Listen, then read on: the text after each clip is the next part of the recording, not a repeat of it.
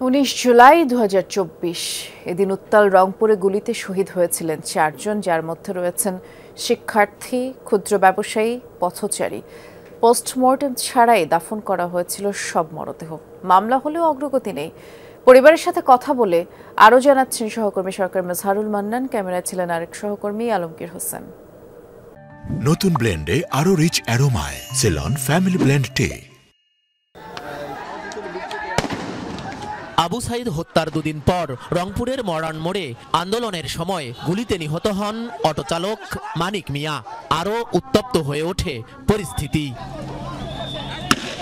19 July 2024 city বাজারের সামনে ছাত্র জনতার বিক্ষোভে বাধা দেয় পুলিশ ও আওয়ামী লীগ নেতাকর্মীরা।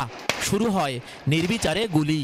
প্রাণ হারান কলা ব্যবসায়ী মেরাজুল ইসলাম, বৌরানী জুয়েলার্সের ম্যানেজার মুসলিম উদ্দিন, সবজি ব্যবসায়ী সাজ্জাদ হোসেন ও শিক্ষার্থী আবদুল্লাহ আল তাহির।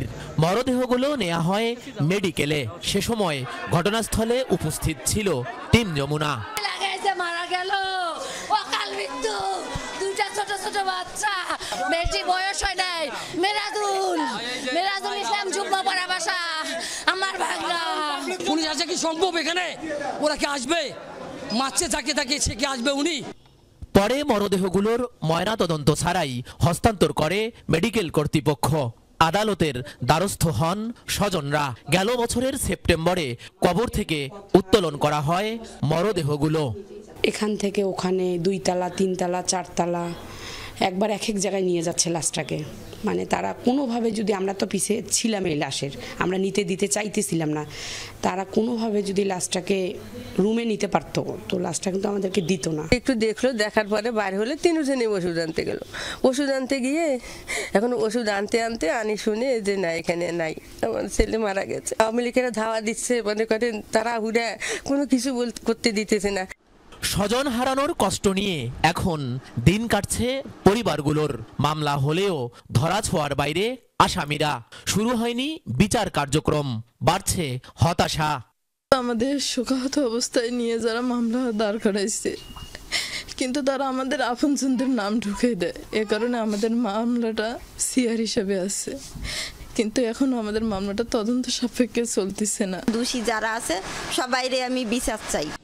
এসব ঘটনায় 6টি হত্যা মামলা করা হয়, আসামি অনেকে। তবে এখন পর্যন্ত গ্রেপ্তার মাত্র 27 জন। এর মধ্যে 4টি মামলা তদন্ত করছে সিআইডি। তারা যে বিষয় এক্সপার্ট, আমরা সেভাবে তাদেরকে নিয়ে আমরা একটা টিম ওয়ার্ক করতেছি। তো আমাদের মামলার যথেষ্ট অগ্রগতি আছে। নগরীর সিটি বাজারের ঠিক এই এলাকাটিতেই আজকের দিনে গুলিতে নিহত হয়েছিলেন 4 জন। ওইসব মামলার অগ্রগতি 1 বছরেও মেলেনি।